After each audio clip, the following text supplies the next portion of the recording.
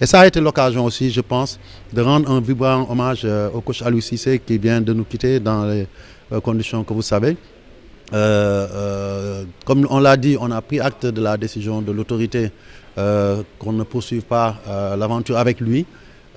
Mais il était important quand même de lui rendre hommage à ce stade-là. L'occasion ne s'était pas présentée. L'urgence aussi, c'était de se préparer pour les 2 matchs importants à venir. Et nous avons pris comme prétexte cette cérémonie-là pour lui rendre un vibrant hommage en disant que Aliou Cissé, avec son pays et avec son football, a eu un destin fabuleux. Parce que pouvoir briller comme capitaine et comme joueur avec une équipe nationale pendant des années, en 2001, 2002, avec une finale de Coupe d'Afrique, un quart de finale de Coupe du Monde, et plus tard revenir 20 ans après, gagner le premier trophée continental, la CAN, pour un pays, c'est immense. C'est un destin fabuleux. Et rien ne pourra l'effacer. Et ça, je pense qu'il est important que nous autres fédérations, nous autres comités, nous autres acteurs de football, avant qui que ce soit, qu'on puisse lui rendre cet hommage-là. La vie continue, le football continue.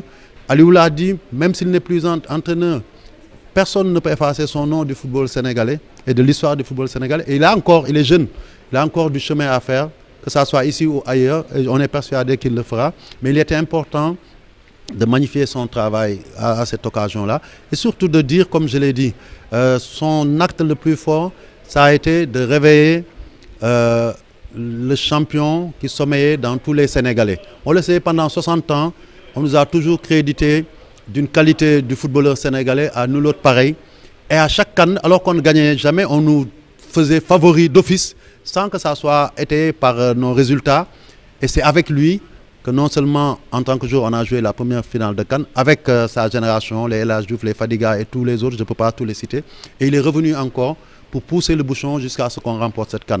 Et cette personne-là, je pense, a su déceler et pousser le Sénégalais dans ses derniers retranchements en termes de potentiel pour que nous tous, on prenne conscience que nous sommes un pays de champions. Et aujourd'hui, quand il a ouvert la voie avec son équipe, cette génération exceptionnelle aussi qu'il a su forger, unifier et pousser aussi dans ses derniers retranchements pour qu'il fasse le résultat, on a vu que derrière, c'est comme si c'était un fleuve dont, comment on dit, le barrage s'était brisé. Un flot de trophées est arrivé au Sénégal en une année, c'est exceptionnel. Et ça aussi, je pense qu'on le lui doit. Aujourd'hui, Aliou est parti, on dira simplement qu'il y a eu un Sénégal du football avant Aliou et qu'il y a maintenant un Sénégal du football après Aliou. Veillons-nous tous à ce que le Sénégal du football après Aliou soit aussi brillant, aussi vibrant que ce qu'il nous a légué. Voilà. Ce staff intérimaire, ce sera jusqu'à quand? Et est-ce que la fédération va procéder bientôt au dépôt de candidature pour chercher un remplaçant? Écoutez, je pense que, comme vous le savez, hein, donc, nous avons tous été pris de court parce que le délai était très court parce que c'est lui qui a publié sa liste entre le moment où on nous a notifié officiellement que la non-approbation de son contrat et ce match-là.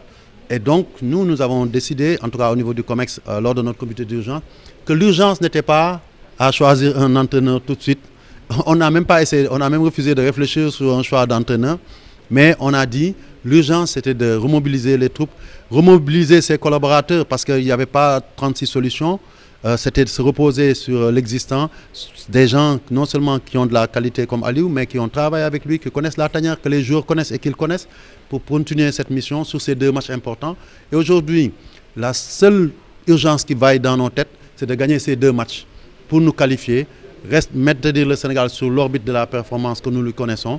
Et après seulement, s'ouvrira donc la période de recherche d'un entraîneur. On espère qu'on n'ira pas chercher trop loin parce qu'aujourd'hui, j'ai fait quand même l'éloge de l'expertise nationale. Je pense que mon comité ici ne me démentira pas. Notre priorité, c'est cela. Nous resterons dans notre logique. C'est vous-même qui le dites, hein, vous dites hein, les Sénégalais et les Wolof, moi je suis sérère. Dañu naan di nga jàppoon ba mel nii bu ko bàyyi ndax jig na la du dëgg bu fekkee dañuy liggéey ak ay doomi Sénégal ñu ñuy may ay résultats bu ñu jéem a seet fu gën a sori fekk lu ñuy am nañ ko suñu ñuy weewu tànk du dëgg donc loolu moi je pense que c'est le principe de base. Ça ne veut pas dire qu'on est fermé à l'ouverture extérieure mais je pense que la première option, ça doit être de maintenir cette dynamique extraordinaire qui a fait qu'aujourd'hui, nous avons fait tache d'huile en Afrique. Si beaucoup de pays qui avaient l'habitude de prendre des entraîneurs étrangers, occidentaux, aujourd'hui se sont retournés vers l'expertise nationale, c'est parce qu'ils ont comme référence le Sénégal. Et je pense que ça nous a réussi.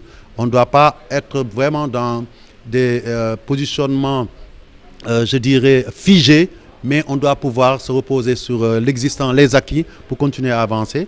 Et donc, comme je l'ai dit, en tout cas, le COMEX en décidera peut-être pas forcément aujourd'hui, comme on a dit que ce n'est pas notre priorité, pour définir les critères de choix et peut-être travailler sur une liste restreinte pour remplacer Aliou. Bien entendu, sur place ici, nous avons des Sénégalais qui sont capables de le faire, mais aussi à l'extérieur, nous avons de dignes représentants qui seront capables de le faire. Mais c'est un choix qui devra être fait. La fédération le fera en relation avec l'autorité, parce qu'on sait que l'autorité est le tiers payant dans ce domaine-là, et que aussi, c'est l'autorité qui nous a délégué son pouvoir. Il est important qu'on soit à phase sur les choix, sur les orientations, et à chaque fois que de besoin, en tout cas, moi, je me retournerai vers notre tutelle pour savoir ce que l'État pense par rapport au choix de ce futur entraîneur-là.